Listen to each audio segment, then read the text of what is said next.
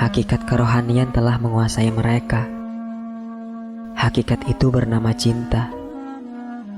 Cinta sejati yang mampu mengalahkan daya-daya jasmani dan tidak terikat oleh jenis kelamin. Apakah itu laki-laki atau perempuan? Cinta telah menyentuh hati Tajudin dan Mamu. Arusnya yang bergelombang merambah ke setiap celah yang berhubung dengan jantung sejak pertama kali manusia diciptakan. Arus itu lalu berkelok ke dalam tempat yang landai menuju ke dalam samudera alam tak bertepi.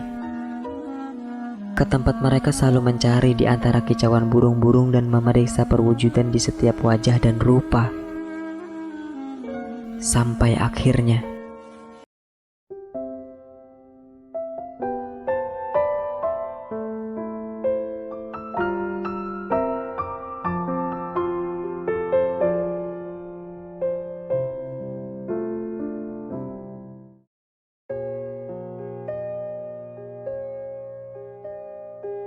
dua gadis yang tak sadarkan diri di pesta musim semi itu sebenarnya tidaklah seperti yang tampak di permukaan. Sejatinya mereka adalah anak-anak muda yang terkenal di Kementerian Istana Pangeran Zainuddin. Bahkan salah satunya adalah putra Perdana Menteri. Namanya Tajudin. Ia memiliki 3 saudara. Kedua saudaranya bernama Arif dan Jiku. Mereka bertiga terkenal gagah, memiliki keberanian luar biasa, terhormat dan berwibawa. Pangeran sering mempercayakan tugas-tugas khusus pada mereka bertiga. Sedangkan pemuda satunya lagi akrab dipanggil Mamu, salah satu juru tulis istana. Ia berteman akrab dengan Tajudin. Allah telah menganugerahkan mereka berdua persahabatan dan persaudaraan yang erat, dan jarang terjadi dalam persahabatan maupun persaudaraan manapun juga. Tajudin dan Mamu berpandangan sama tentang makna cinta dan persaudaraan. Begitu pula tentang keindahan. Mereka tergila-gila menikmati keindahan dalam seluruh sisi dan bentuknya. Keindahan yang luar biasa hakiki dan alami.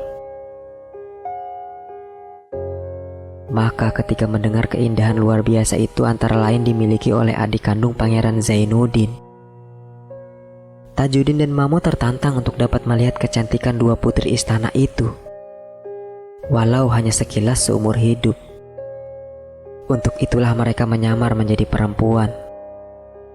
Mereka kenakan gaun brokat dari jenis sutra paling mewah, ikat pinggang bermutu tinggi, dengan sulaman khas yang lazim dipakai perempuan bangsawan. Mereka juga menghiasi kepala dengan bando cantik, yang di setiap sisinya berumbai benang-benang sutra halus. Benang-benang itu lalu diikat di dahi seperti yang biasa dilakukan gadis-gadis Kurdi.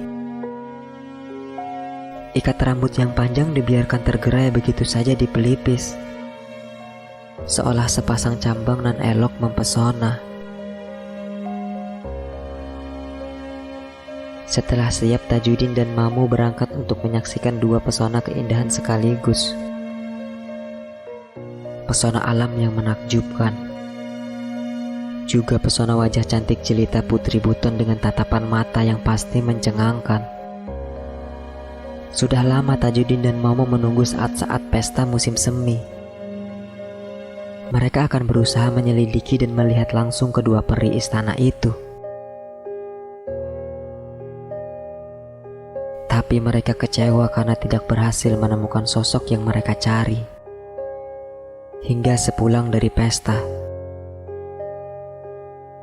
di antara orang-orang berjibun, tiba-tiba Tajudin dan Mamu dimabukkan oleh pancaran keindahan dan kecantikan. Akal mereka seketika diguyur oleh arak. Tatapan mereka pada dua sosok yang berjalan di hadapan mereka bagai ditikam mematikan, yang menghujam jantung mereka. Mereka jatuh pingsan.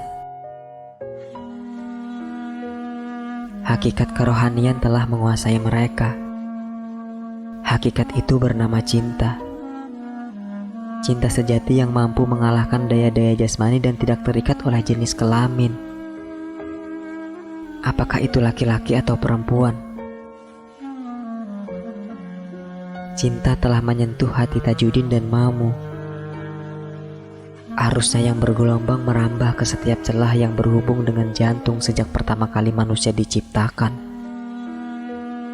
Arus itu lalu berkelok ke dalam tempat yang landai menuju ke dalam samudera alam tak bertepi.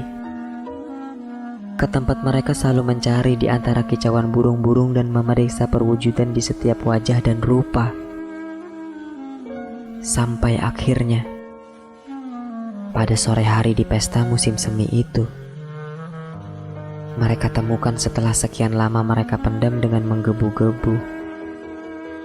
Karenanya tidak aneh jika saat itu jiwa melupakan raganya.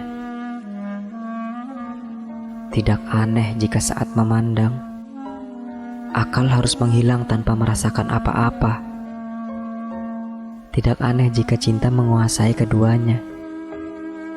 Cinta tentu saja sanggup menaklukkan dan mencampakkan kedua satria gagah itu, bagai kupu-kupu yang terbang di atas jilatan api. Tajudin dan Mamu baru tersadar dari pingsan setelah malam menjelang. Mereka bingung mendapati diri terbaring di antara lingkaran malam gelap dengan bintang gemintang di langit. Di tengah padang luas sepi mencekam, seolah-olah tidak akan ada sayap yang sanggup menjangkau ketinggian langitnya. Mereka tidak ingat apa yang telah terjadi. Tidak tahu apa yang membuat mereka terbaring di tanah itu hingga malam. Yang mereka tahu, mereka merasakan sesuatu yang ganjil. Denyut jantung terasa aneh. Otot-otot kaku. Seluruh persendian terasa lesu. Susah payah Tajudin dan Mamu berdiri sembari menahan lelah luar biasa. Mereka mencari jalan ke kota. Langkah mereka tertatih-tatih. Lalu setibanya di perumahan penduduk yang padat, mereka berpisah pulang ke rumah masing-masing. Beberapa hari kemudian Tajudin dan Mamu mengidap penyakit yang tidak jelas. Penyakit itu seperti membeku di tubuh dan tidak bisa dicairkan. Senantiasa bertambah parah. Tidak pernah berkurang. Penyakit itu semacam perasaan aneh yang datang tiba-tiba, tanpa diketahui penyebabnya dan tanpa pernah bisa ditafsirkan. Mereka merasakan segala sesuatu berubah menjadi ganjil. Semua manusia yang mereka kenal tampak asing. Segala sesuatu yang mereka sukai terasa menjemukan. Ruh mereka seperti gentayangan di dalam jiwa, mencari sesuatu yang sangat berharga yang kini menghilang, atau mencari kenyataan akrab yang pernah tampak kemudian sirna begitu saja. Tapi, apakah sesuatu itu? Sejak kapan perasaan itu muncul hingga Tajudin dan Mamu merasa kehilangan? Tajudin dan Mamu tidak sanggup menjawab. Semuanya berupa misteri, dan mereka hanya bisa berpura-pura mengelilingi misteri itu, tanpa sanggup menembus dan menyingkapnya. Mereka simpan misteri itu, tidak mau berbagi baik dengan keluarga maupun rekan-rekan. Sebab menurut mereka sesuatu misteri yang dijelaskan dan dijabarkan justru akan menambah pedih dan membuat perasaan kian tak menentu. Lama-kelamaan penampilan Tajudin dan Mamu berubah. Tubuh mereka mulai mengurus. Mereka jarang berkegiatan dan banyak merenung. Hingga pada suatu kesempatan, Tajudin dan Mamu saling mengeluh dan saling mengungkapkan perasaan, kendati tetap tidak bisa menjelaskan misteri yang mereka rasakan. Keduanya dapat menghibur diri dan saling berbagi. Tiba-tiba Tajudin melihat sebentuk cincin permata cantik yang melingkar di jari Mamu. Dicermatinya cincin itu. Aku harus mengucapkan selamat karena cincin indah yang kau pakai itu. Baru sekarang aku melihatnya. Sejak kapan kau memakainya? Tanya Tajudin penasaran. Mamu tidak paham yang dikatakan Tajudin. Dilihatnya jari tangannya. Benar ada cincin permata yang tidak pernah ia sadari sebelumnya. Mamu melepas cincin itu. Apalagi setelah menemukan nama yang terukir apik di antara intan yang berkilauan, Zen. Di saat yang sama, Tajudin juga dikagetkan oleh cincin yang sama melingkar di jarinya tanpa disadari sebelumnya. Di antara intan yang berkilau itu terukir apik nama Siti. Tajudin dan Mamo saling tatap. Misteri itu bertambah gelap. Mereka sebut berulang-ulang dua nama pada cincin itu. Siapa tahu dengan demikian mereka bisa mengingat sosok dari sekian sosok yang pernah mereka kenal. Namun di antara mereka rasanya tidak ada yang bernama Siti dan Zen. Tajudin menundukkan kepala dan berpikir lebih keras. Ia memiliki nalar lebih tajam dibanding Mamo. Tajudin kembali merangsang akalnya untuk kembali dan kembali mengingat-ingat kedua nama yang rasanya sudah sering ia dengar sebelumnya. Lalu ketika yang terlintas adalah dua putri Jazirah Buton, Tajudin segera mengangkat kepala dan menatap Mamo dengan kalut.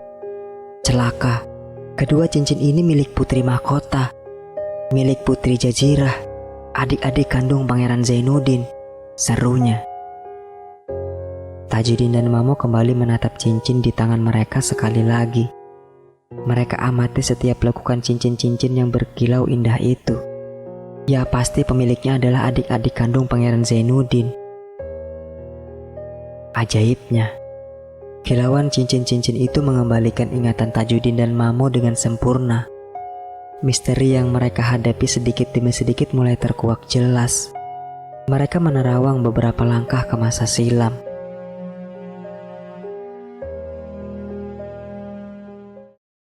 والشوق بيبات يا حبيبي في حضني ساعات وساعات لو زاد الشوق ما ينامنيش لا نهار ولا ليل